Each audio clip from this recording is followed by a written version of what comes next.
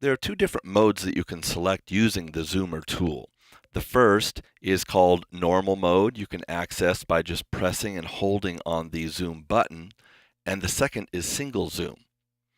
Normal zoom allows you to zoom in and out on a particular audio or MIDI clip by just clicking with the magnifying glass. Single zoom allows you to zoom in on a particular item, and once you have done zooming in, you'll see that my edit tools went back to the prior tool that was selected.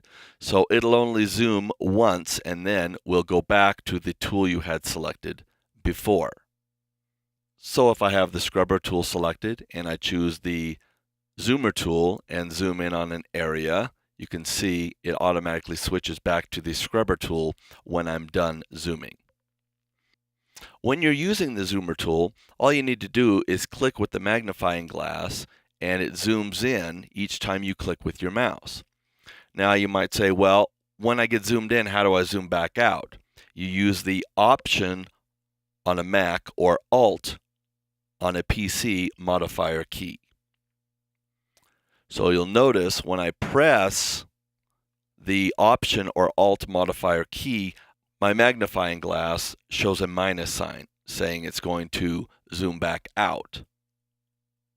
This is an important item to understand right away with Pro Tools, is that the Option on a Mac or Alt on a PC modifier key almost always acts as a reversal. So if you're using the pencil tool and you want to use the eraser instead, you'll use the Option or Alt modifier key to reverse the functionality of that particular button. So the same is true in this case with the zoomer tool. If you want to zoom in, you click on a particular clip. If you want to zoom back out, you use the Option modifier key. One shortcut that you can use with the zoomer tool, if you're zoomed all the way in on something and you want to zoom back out so you can see your longest visible clip in your Pro Tools session, is just to double click on the zoomer tool itself. As soon as you double click, it will zoom out and show you the longest clip, in this case a MIDI clip, in your Pro Tools session.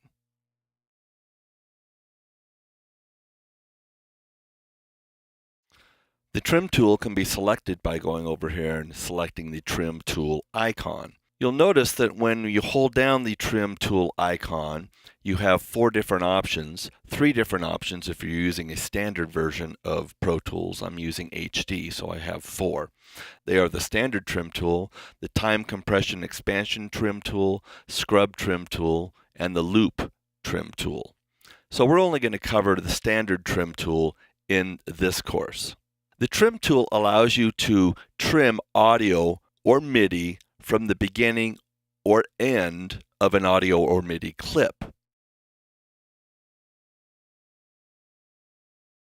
This is the selector tool. We can click on that. It kind of has two functions. One is to place the playback cursor. You can see when I just click, it's placing the playback cursor. And the second is to actually make a selection. You can do that by clicking and dragging. You can also make a selection by clicking where you want your selection to begin and then shift and clicking where you want that selection to end. When you make a selection, that area gets darkened, and you'll also notice that it's darkened up here in your timeline as well. You can choose to select one specific track, or you can select adjacent tracks by just moving vertically as well as horizontally.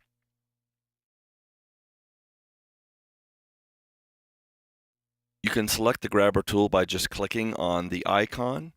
And if you click and hold down, you'll see there's 3 types of grabber tools that are available. We'll only be concerned with the first one.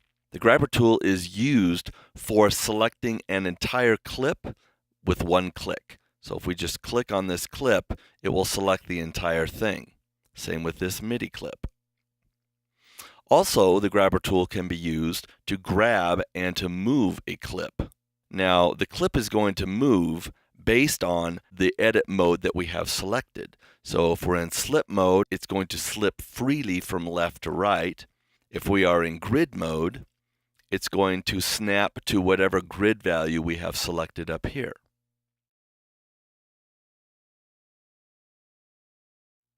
This icon right here is the scrubber tool. It's used to scrub audio or MIDI data. So you can click and then move your mouse left or right. Check. If you move it to the right, it moves forward Hello. through your audio. Hola. Cash. And if you move it to the left, Hola. it goes backwards through your audio. Hola. Hello. You can do the exact same thing with MIDI. So you can click and scrub over MIDI data. I'm just moving my cursor left to right, holding down the left mouse button.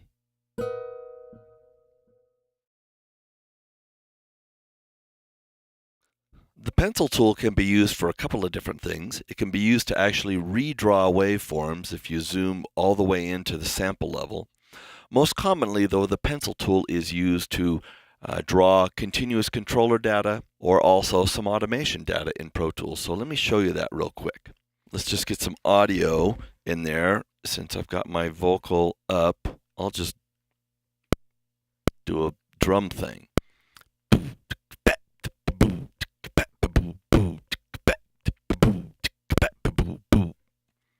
Okay, there we go.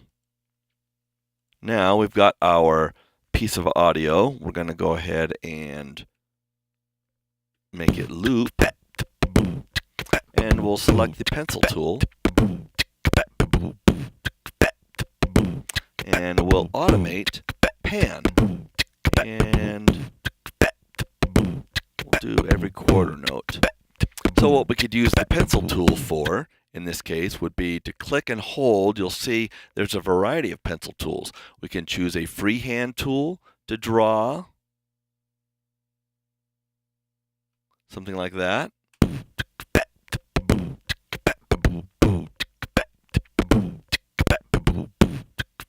You can see that the automation that we drew is affecting the pan.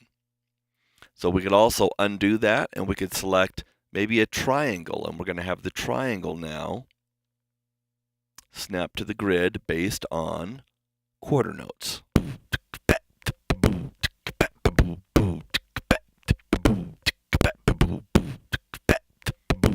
So you get the idea. You can use a variety of pencil tools, and even including random, to affect